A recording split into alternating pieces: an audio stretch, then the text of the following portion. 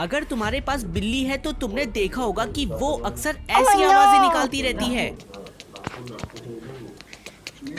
लेकिन क्यों? दरअसल बिल्लियां ऐसा तब करती है जब उनकी आंखों के सामने शिकार होता है, लेकिन वो चाहकर भी उसका शिकार नहीं कर पाती। तो ऐसे में वो बहुत ज्यादा फ्रस्ट्रेट हो जाती है कि शिकार को खाऊं कैसे। लेकिन शिकार को देखकर उसके मुंह में पानी भी आ रहा होता है, जिससे उसे एक्साइटमेंट भी होती है। और शिकार को खाने की यही एक्साइटमेंट और फ्रस्ट्रेशन के चलते बिल्लियां ऐसी अजीब आवाजें निकालने लगती है।